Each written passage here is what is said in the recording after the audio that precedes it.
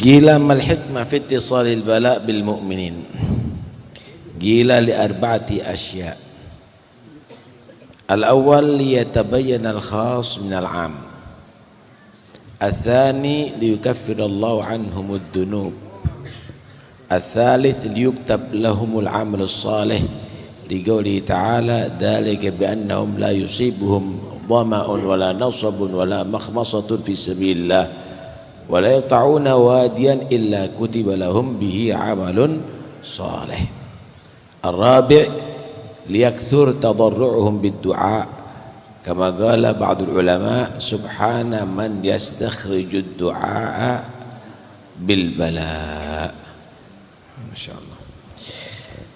Di antara kalam hikmahnya Habib Alwi yang dituliskan dalam suratnya beliau kepada Kiai Al-Hajj Khalil Bangkalan.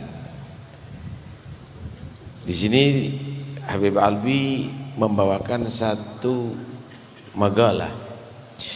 Apa hikmah kok orang mukmin ini selalu mendapatkan ujian dari Allah? Orang mukmin ini kok banyak diuji oleh Allah. Dikatakan karena 4 hal. Kan itu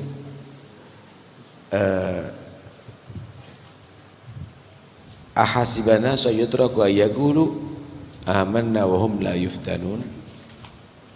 Apakah manusia cukup menyatakan beriman kemudian tidak diuji saudara? Para anbiya juga diuji oleh Allah. Untuk apa sih ujian ini bagi orang mukmin ini? Dan itu pasti terjadi di atas dunia ini karena memang diuji. Wala nabluwannakum bisyai'in minal khaufi ila akhir ayah. Wala nabluwannakum ada lam mauti al-qasam ada nun taukid. Pasti diuji orang itu. Aku akan menguji kata Allah. Untuk apa orang mukmin diuji? Orang mukmin kok diuji?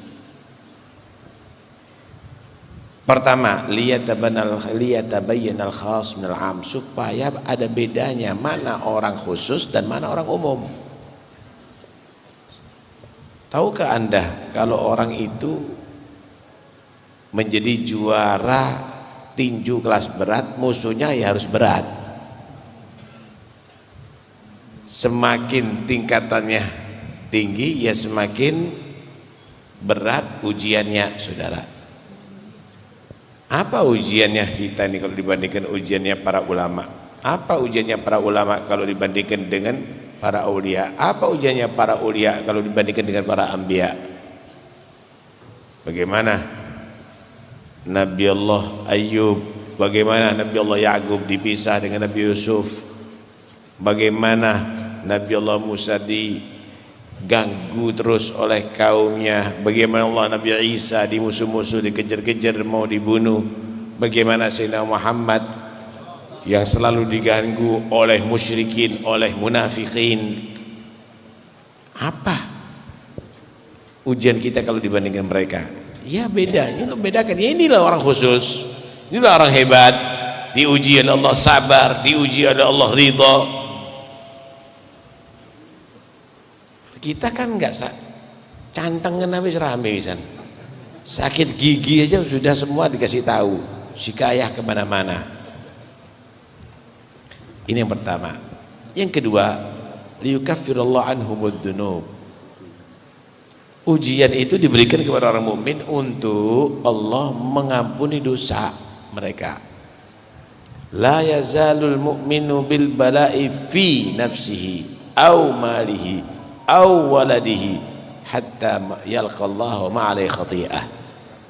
Orang mukmin itu selalu loh didapat ujian dari Allah, di dirinya, di hartanya, di anaknya, mungkin tiga-tiganya, sehingga nanti menghadap kepada Allah nggak bawa dosa, diampuni oleh Allah. Satu duri pun yang menusuk kulitnya orang mukmin asal dia sabar, maka itu menjadi sebab diampuni dosanya oleh Allah Subhanahu wa taala. Karena itu kalau dapat ujian, usaha. Ya kalau sakit usaha sembuh, berobat. Ya kalau dia tadi alhasil usaha. Tapi kalau ketika dalam usahanya ada misalnya sudah nggak kelihatan hasilnya, maka jadikan itu satu wasilah kamu menjadi orang yang sabar. Innama yuwaffas sabiruna ajrahum bighairi hisab. Bukan putus asa, terima dengan sabar dan ridho, karena nanti diangkat derajatnya Allah dengan kesabarannya. Yang kedua, kenapa orang mukmin kok mendapatkan bala? Kok dia diuji oleh Allah Subhanahu wa taala? Liyuktab lahumul amalus soleh, supaya dicatat sabarnya dia, ridhonya dia menjadi amal solehnya dia. Udah ngampuni dosa, dicatat pahala. Kenapa? Karena Allah berfirman, dzalika bi annahum la yusibuhum dhama'un wala nasabun wala makhmasatun fisabilillah. Orang yang jihad fisabilillah, kehausan mungkin, payah, lapar fisabilillah, enggak harus perang, dalam mengajar, dalam berdakwah, dalam mengusahakan kesejahteraan para janda, anak-anak yatim, orang-orang yang enggak punya, memberantas kebodohan dengan menyebarkan ilmu, mengajak orang bertobat daripada maksiat dan seterusnya. Wala yaqta'una wadiyan, dan tidak mereka tadi itu melampaui lembah. Dia harus musafir, dia harus berjalan, dia harus susah payah. Illa kutiba lahum bihi amalun soleh, kecuali dicatat sebagai amal soleh bagi dia. Ini gerak-gerik kamu ini, kalau asal kamu ikhlas untuk Allah dan Rasulullah, itu amalun soleh. Dan amalun soleh itu sabab kamu mendapatkan rahmat Allah Subhanahu wa ta'ala. Yang keempat, kenapa orang mukmin itu mendapatkan musibah atau bala dari Allah? Liyakthura tadarru'uhum bid-du'a, supaya orang mukmin ini selalu berdoa kepada Allah. Nanti kalau dalam nikmat tok selalu lupa, akhirnya cukup tertawa, tapi ketika ada musibah baru ingat inna lillahi wa inna ilaihi, baru cari tasbih. Ya, bagi orang ini orang wali kok dapat, ya itulah mereka supaya mendapatkan, selalu bermohon kepada Allah Subhanahu wa taala. Kadang-kadang Pak, preman itu kadang-kadang walaupun mabuk setiap malam sehat gede badannya. Ini orang yang ahli ibadah kadang-kadang sakit, macam-macam penyakitnya kadang-kadang. Semakin maksiat, semakin dia tadi itu sehat. Kadang-kadang rentenir itu tambah suki, tambah kaya. Orang cari rezeki yang halal tambah soro, kadang-kadang tambah payah. Kenapa? Ya, dia adalah maksiat kepada Allah, diberi keberhasilan, diberi kesuksesan karena Allah tidak ingin mendengarkan dia berdoa kepadanya. Tapi justru orang mukmin ini semakin dia mendapatkan musibah, ujian, dia selalu memohon kepada Allah Subhanahu wa taala. Allah senang dengan rintihannya dia, dengan merengeknya dia, dengan aduan orang mukmin. Allah senang, dan itu Allah akan ijabahi. Sekalipun mungkin tidak dikasih di dunia, tapi dikasih ada di akhirat oleh Allah Subhanahu wa taala. Karena itu sebagian ulama dalam tasbihnya menyatakan subhana man yastakhrijud du'a bil bala. Maha suci Allah yang Allah itu membentuk hambanya untuk berdoa kepadanya dengan Allah berikan bala kepada mereka. Ya, kalau ente nggak jadi orang yang kepepet ekonominya, mungkin kamu nggak minta sama Allah, ya Allah beri aku rezeki. Kalau kamu tidak punya utang, mungkin kamu nggak minta kepada Allah, ya Allah lancarkan pekerjaan saya untuk bayar utang. Kalau kamu tidak dikasih penyakit, mungkin kamu nggak minta kepada Allah, ya Allah berikan aku afiah. Itu semuanya dikasih supaya kalian berdoa kepada Allah Subhanahu wa taala. Karena itu jangan sampai lupa berdoa kepada Allah. Habib Abdullah Haddad menyatakan, qad kafani ilmu Rabbi min su'ali wa ikhtiyari.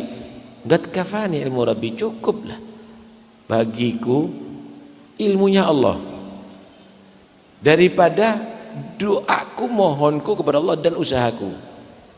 Inti nggak minta sama Allah dengan doa. Allah Maha tahu apa kebutuhan kamu. Tapi kenapa kamu diperintahkan doa? Aku ini tetap berdoa, padahal aku tahu Allah Maha tahu apa yang aku butuhkan. Aku tetap berikhtiar, padahal ikhtiarku ini tidak bisa menentukan di kehendak Allah, merubah kehendak Allah Subhanahu wa taala. Fa du'ai wabtihali syahidun li biftigari. Doaku itu, permohonanku itu adalah sebagai bukti aku adalah muftaqir ilallah, hamba yang selalu butuh, fakir kepada Allah. Ya ayuhan nas antumul fuqara ilallah wallahu wal ghaniyul hamid. Fa du'ai wabtihali syahidun li ana abdun sara fakhri dimna faqri wattirari wa li hadha sirri ad'u fi yasari wa asari.